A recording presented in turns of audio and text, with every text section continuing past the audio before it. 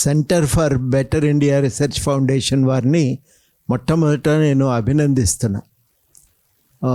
చర్చ దీన్ని supreme court judgement మీద లేవనెత్తటం. దీంట్లో సుప్రీంకోర్టు జడ్జిమెంటులో ఒక భాగము వాళ్ళు వర్గీకరణ గురించి సబ్ క్లాసిఫికేషన్ గురించి ఇచ్చిన భాగం అయితే, రెండవ భాగము రకరకాల కామెంట్స్ కూడా ఉన్నాయి. దాంట్లో మీరన్నా మెరిట్ మీద కామెంట్స్ ఉన్నాయి, క్రీమీ లేయర్ మీద కామెంట్స్ ఉన్నాయి. కానీ అవన్నీ ఈ కోర్టు కేసులో చర్చలో లేనందున వాటిని జడ్జిమెంట్లో భాగం చేయలేదు. కాకపోతే ఇట్లాంటి అంశాల మీద చర్చ జరగవలసిన అవసరం ఏముందంటే, ఎప్పుడైనా భవిష్యత్తులో ఇవన్నీ మళ్ళీ ఏదో ఒక జడ్జిమెంట్లో మళ్ళీ ముందుకు వచ్చే ప్రమాదం ఉంటుంది కాబట్టి వాటన్నింటి మీద కూడా మనం ఒక దృష్టి పెట్టి వాటిపైన మనం జాగ్రత్తగా సమాధానాలు ఇవ్వవలసిన అవసరం ఉంది. నేను జడ్జిమెంట్ సంపూర్ణంగా చదవలేదు, సగం చదివాను, తర్వాత సమ్మరీ చదివాను. కాబట్టి అన్నింటి మీద సంపూర్ణంగా మాట్లాడగలిగేటువంటి శక్తి నాకు లేదు. కానీ చదివిన మేరకు నాకు అర్థమైంది ఏంటంటే, చాలా సమస్యలు అయితే తలెత్తుతున్నాయి. ఇందులో ఒకటి క్రీమీ లేయర్ అనే సమస్య ఒకటి ఉన్నా, దానికంటే మించి వర్గీకరణ అనే అంశం కూడా ఇందులో ఒక భాగంగా ఉంది. మనం తప్పించుకుందామన్నా, అది పక్కన పెడదామన్నా పోయేది కాదు. అది వాస్తవం, అది ఇవాళ రియాలిటీ. అది ఈ అంశాలను పరిష్కరించుకునే ప్రయత్నం అయితే ఉమ్మడిగానే జరగాలని చెప్పి నేను భావిస్తున్నా. హైదరాబాద్ దళిత ఉద్యమానికి కూడా 100 ఏళ్ల పైబడి చరిత్ర ఉంది. అంత చరిత్ర ఉన్నటువంటి ఉద్యమం యొక్క అన్ని అనుభవాలను ఇట్లాంటి చర్చలు 1940లో కూడా జరిగినాయి, 50లో, 40లో, 50లో కూడా జరిగినాయి. అప్పుడు వాటన్నింటిని కూడా పరిష్కరించుకొని ఒక సంఘటితమైన ఉద్యమ నిర్మాణం అయితే సాధ్యమైంది. అది సాధ్యమైనప్పుడు ఇవాళ కూడా సంఘటితమైన ఉద్యమ నిర్మాణానికి మళ్ళీ మనం అందరం ప్రయత్నం చేయవలసిందే అని నేను నమ్ముతున్నా. నేను చాలా వరకు ఉపన్యాసాలు లైవ్లో విన్నా. సూర్యాపేట అనివార్యమై వెళ్ళి వస్తున్నప్పుడు లైవ్లో దాదాపు పిఎల్వి గారి నుంచి హరగోపాల్ గారి దాకా చాలా ఉపన్యాసాలు, వినోద్ గారు మాట్లాడినవి అన్నీ కూడా విన్నాను నేను. చాలా మంచి ఆలోచనలు ఇక్కడ వచ్చినాయి. చాలా ఓపికగా ఇక్కడ సభ వాటన్నింటినీ స్వీకరించటం, చర్చించటం చాలా సంతోషదాయకమైన పరిణామం.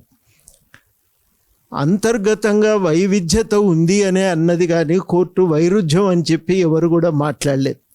వైవిధ్యత ఉండటం చాలా సహజం కదా. వైవిధ్యత ఉన్నంత మాత్రాన అది వైరుధ్యంగా మారవలసినటువంటి అవసరమేం లేదు. అది మొట్టమొదట నేను చెప్పదలుచుకున్న విషయం. వైవిధ్యత ఉంది కానీ ఒక సారూప్యత కూడా ఉంది. సారూప్యత ఏంటంటే అంటరానితనం. అంటరానితనం అనేది ఒక సారూప్యత, అన్నింటినీ కలపగలిగేటువంటి ఉమ్మడి అనుభవం. ఈ ఉమ్మడి అనుభవం నుంచి బయటపడటానికి చేయవలసిన ప్రయత్నం అయితే ఉమ్మడిగానే సాగవలసి ఉంటుంది. అందుకని నేను ఒక మాట చెప్పేది ఏంటంటే, ఈ అంశాన్ని మనం దృష్టిలో పెట్టుకొని ఇది ఇతరుల చేతుల్లోకి మనం అప్పచెప్పవలసిన అవసరం లేదు. మనమే ఒక పరిష్కారాన్ని చెప్పగలిగే స్థితిలో ఉండి ఆ ప్రయత్నం చేయవలసి ఉంటుందని చెప్పి నేను చాలా గట్టిగా నమ్ముతున్నా, భావిస్తున్నా. నేను చెప్పదలుచుకున్నా కూడా. నేను మళ్ళీ దాచిపెట్టి ప్రయోజనం లేదు. వర్గీకరణకు సమర్థిస్తూ నేను మాట్లాడినా, ఇవాళ నేను మాట్లాడలేదు అని తప్పించుకుంటే కూడా లాభం లేదు. నేను మాట్లాడినా, సమర్థిస్తున్నా, ఆలోచించే మాట్లాడినా దాని నుంచి నేను పక్కకు పోవటం లేదు. కానీ వాళ్ళు చాలా స్పష్టంగా ఆ రోజు కూడా నేను యూనివర్సిటీ మీటింగ్లో చెప్పిన, ఇవాళ కూడా నేను చెప్పేది ఏంటంటే, ఇప్పుడు ఈ వర్గీకరణకు దారితీసిన పరిస్థితులు ఏ ఎస్సీ కులము సృష్టించినవి కావు, ఎస్సీలు సృష్టించినవి కావు.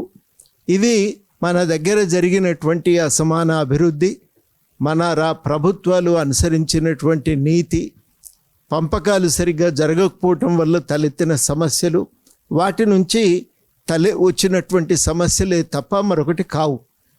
ఈ సమస్యల పరిష్కారం కోసం ఉమ్మడిగా ప్రభుత్వం నుంచి చాలా అడగవలసి ఉంటుంది. ఆ అడగవలసినటువంటి సందర్భాన్ని కూడా మనం మర్చిపోవటానికి వీల్లేదు.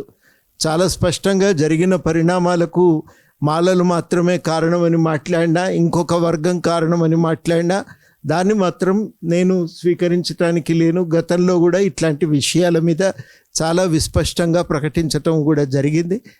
ఈ విషయంలో తప్పనిసరిగా చర్చ అంటూ జరిగితే అందరూ ఉండాలి, అన్ని వర్గాలు ఉండాలి, అన్ని వర్గాలు కూర్చొని దీనిపైన మాట్లాడుకోగలిగే పరిస్థితి రావాలని చెప్పి నేను కోరుకుంటూ ఉన్నా.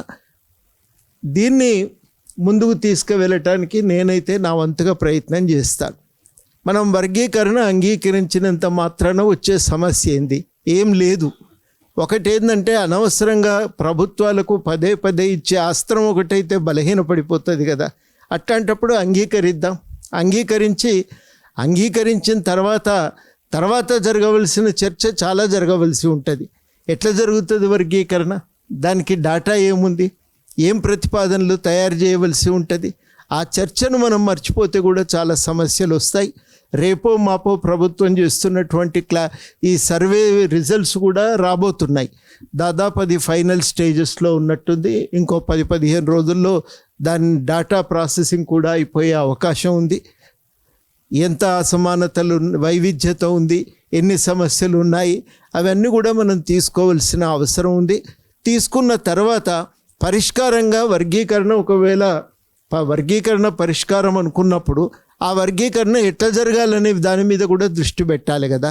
ఆ నిర్దిష్టంగా మాట్లాడుకుందాం. ఆ వర్గీకరణకు సంబంధించిన ప్రతిపాదనలు ఏవైనా ఆ కమిషన్ ముందు పెడితే అది చాలా ఉపయోగకరంగా ఉంటుందని చెప్పి నేను భావిస్తూ ఉన్నా. అది మొట్టమొదట జరగవలసి ఉంది.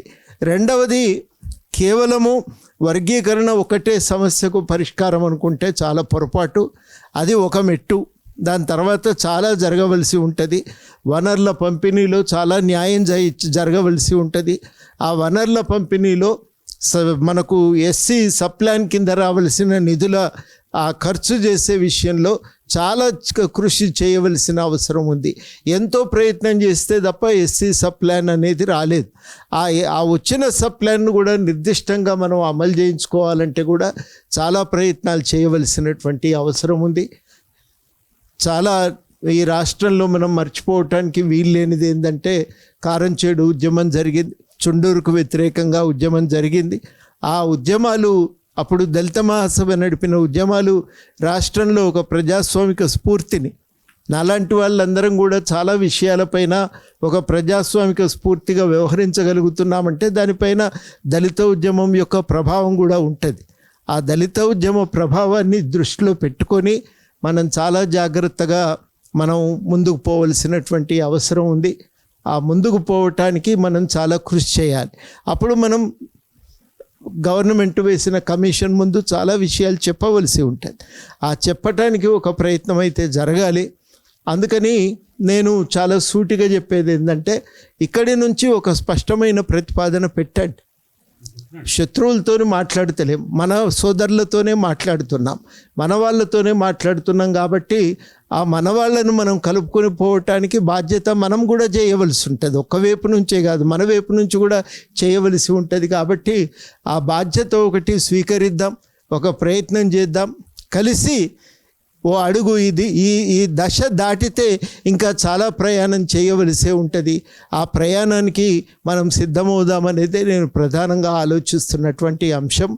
జరుగుతున్న పరిణామాలు ఏం సంతోషదాయకంగా ఏం లేవు, వీటిని దాటాలి. చాలా ఒక దుర్మార్గమైన విషయం ఏంటంటే, కేంద్రము చాలా నీట్గా తన బాధ్యతల నుంచి తప్పించుకునే ప్రయత్నం ఇంతకుముందు ఐలయ్య గారు కూడా ప్రస్తావించినట్టున్నారు. దాన్ని మనం విస్మరించడానికైతే వీల్లేదు.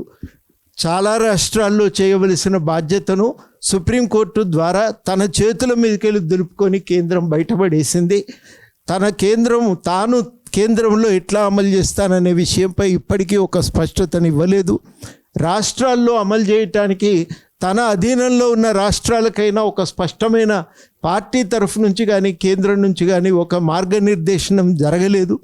ఈ సమస్యలన్నీ కూడా కేంద్రం తప్పించుకోవటానికి చేస్తున్న విషయం మనందరం కూడా స్పష్టంగా గ్రహించవలసిందే. ఆ బాధ్యతను కూడా మనం గుర్తు చేయవలసినటువంటి అవసరం ఉంది.